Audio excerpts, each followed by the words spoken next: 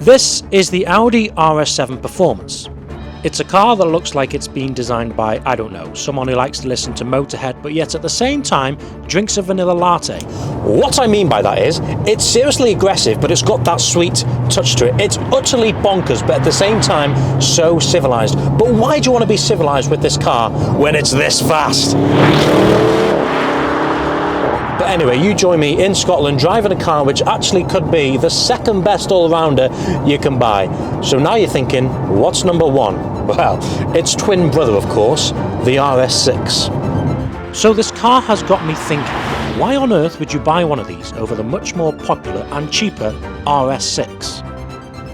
Surely there's a catch. Well, it costs as much as a small house at £120,000, and if you drive it anywhere near as I will today, it would drink fuel faster than you can say Greta Thunberg. But you don't buy this car because it's practical.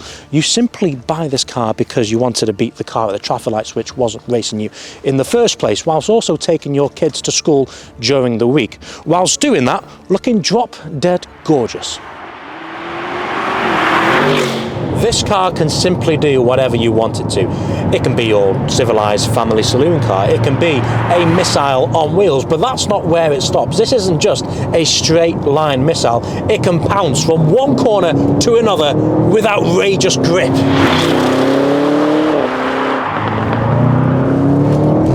Wow, you see, this thing just produces outrageous grip from its all-wheel drive system, and when you put it through a corner here, you have four-wheel steering as well, and you just simply forget that this thing weighs over 2 tons. How do the Germans do it? I'll never know.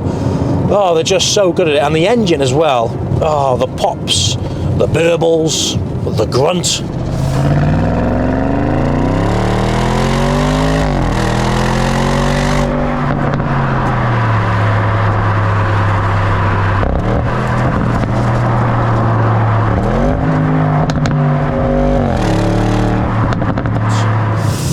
As the Germans say, sehr gut. So under the bonnet of this German powerhouse sits a 4-litre twin-turbo V8 engine paired with a 48-volt hybrid system. And this now produces 621 horsepower and 850 newton-meters of torque. And apparently it will do a 0 to 60 time of 3.3 seconds. But we all know how Audi love to lie about their figures, so let's find out. Right, so helping me deliver a fast launch is Audi's Quattro system. On your screen now are the stats and figures on this car, so pause your screen if you want to look into them. Now, the last time I launched a similar Audi product of the RSQ8, we got a 3.25 seconds.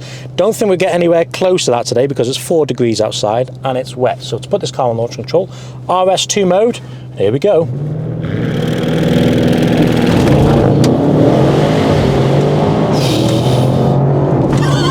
3.23 seconds in the wet. These are so good at launching. Oh, that's so quick. It gets faster already on its first launch. I really want to go again. So let's go again. Here we go, second one.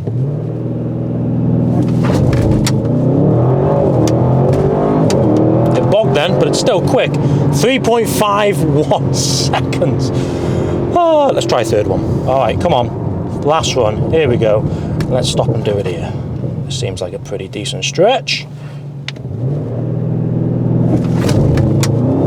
No, that's bogged there.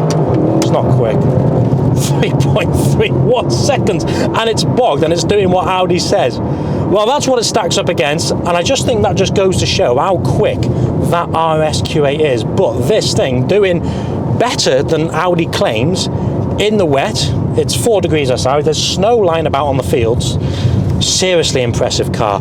Back to the review. You see, in the past, every Audi they've brought out which competes against the BMW M5 have all been good, but they've never really been that good to make me think I'll buy one over the M5. Now though, I would say this car have Munich shaken up a little. I'd seriously consider having this over the new M5. I think it looks better, I think it sounds better. Does it drive better? Well, BMWs always seem to have the better driving dynamics when we compare it to its Audi counterparts. And if we're comparing standard RS7, I would take the BMW all day. But this performance model really does take the fight to BMW. Does it drive better though?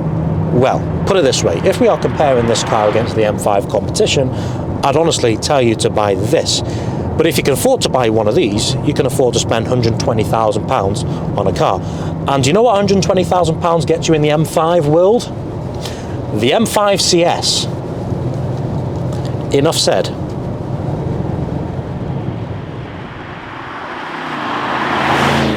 Now, I remember when the first generation RS7 came out, that was and still is one of the most beautiful cars Audi have ever produced today. But if I was to be a little bit honest, that car started to look a little bit dated now. Let's hope the same doesn't happen with this, but the same design language has happened with this car. It's such a beautiful car. Oh, the shape on it, the back end, the front end, it's just got that stance about it. Audi have smashed the RS7's design again. I don't know where Audi are going to go from here though. Apparently all their odd numbered cars are going to be ICE powered and all the even numbers are going to be electric. So will we see another RS7 of this kind? I suppose Audi only holds the answer to that. Now let's turn our attentions to the cockpit of the RS7 Performance, and shock, Audi have smashed it again. The use of materials, the build quality is on point. Now let's start with this Alcantara flat bottom steering wheel. It's great to hold, it's lovely and thin as well, so it does provide you with great feedback. Now the overall cabin feel is lots of space, it's very comfortable, so great for your daily driver. Also great for going on long journeys as well. But when you want to go for it, it does provide you with a really good driving position, especially when you want to do some spirited driving. Now these seats are lovely. You've got this red stitching which says RS as well. Use materials, you know, the leather is very, very premium. You've got an Alcantara glove, centre console which extends, but it doesn't. Oh, it does as well. Not like the RSQ8. That's a great feature. Not much of space there, but you've got your two cup holders there and your glove box as well, which is a pretty decent size. Now you've got this kind of exposed carbon fibre effect, which is lovely. That's nice to feel. And you've got your driver's display there, and you can change the view, and you've got the white dials as well, which is a nice touch. And when we come onto the infotainment screen as well, obviously it's split. So your bottom screen is for your climate, and your top screen is infotainment, such as your Apple CarPlay as well. So it's got Apple CarPlay, Android Auto. Now when we go on to car, you've got all the different driving modes. So you've got Audi Drive Select. Now because this does have air suspension, you can raise and lower it, and your normal driving modes is efficiency, comfort, auto and dynamic. You've got RS monitor as well, so when you go on track, you can track different parts of your car's components, such as the temperature of them, such as your engine oil, coolant, sport differential, gear oil and brake discs. With great feature as well. You've got, say, lights and vision there, exterior lighting, and you've got different seats as well. And when we come on to the climate down here, so if you press the three buttons, it will come on. So you've got your heated steering wheel, your fragrance, you've got ionizer as well, and you've got heated and cooled seats. My cooled seat's on here for some weird reason. Let's turn that off because it's it's still 4 degrees outside. But one thing you don't get on this car is massage seats. Now compared to the M5, which you do get massage seats in the M5, I would say that's one flaw on the Audi, is you probably get more luxury touches in the BMW. However, talking about luxury touches, one thing you get in this is all the ambient lighting. It looks great as well. But one couple of annoying things is fingerprints is really easy to put on the infotainment screen, and the other thing is quite tricky to get used to first, but once you get used to it, it's pretty easy to navigate. And because this is the carbon edition, it doesn't come with a panoramic sunroof. That's only available on the Vorsprung edition, which is like £130,000. Audi has also given the Performance model new wheels with these 5-spoke lightweight alloys. Now standard, the Performance model gets 21-inch alloy wheels. Now these are the upgraded ones. These are 22-inch alloys, and how good do they look? And apparently these save 5 kilos each over the original alloys which are on the normal RS7. So that saves 20 kilos alone. So how does that help throttle response? Well, usually when you drive Audi Performance cars, there's a slight delay when you put your foot down. And this isn't to do with the wheels, this is more to do with the gearbox. Now we're in normal drive mode, auto, comfort, and I'm going to put my foot all the way down to the floor. Now when I reviewed the RSQ8, there was a slight delay. It was hesitant for it to get going. Okay, so I'm going to put my foot down in 3, 2, 1. Okay, then it goes. There's like a slight delay for it to think, oh right, you put your foot down. Okay, yeah, then I'm going to get going. Yeah, so on that front, nothing's changed there, but let's talk about the responsiveness of the engine if we put it in I don't know, RS mode, put the gearbox in S, and let's go manual, 3rd gear, 2nd gear. Oh, the pickup's strong there.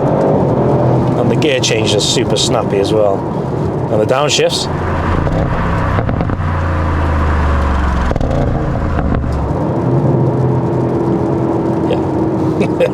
It's just, what a car. But for me, in this car, it's this what gets you.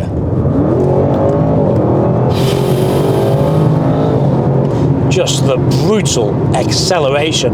It's just an outright beast, this car. Put it this way, it's going to make your girlfriend, boyfriend, or whatever you're into sick, car sick. They're then going to ask you, love, can you please slow down? I'm going to be sick. Yeah, no problem. So what you'll do, you'll stick it back into comfort mode. Everything goes civilized. Now, because the RS7 rides on air suspension, it's not going to take them long for them to come round and feel good again. Now, even when we drive it in a built-up area like here, you kind of forget that you've got a V8 in front of you. And I'm speaking quite quiet as well. That's because it's fitted with double glazed windows, so that's going to help the insulation. But it just makes it that kind of lovely luxury saloon car which you really can drive on your daily driver. Yeah, this car really does do everything.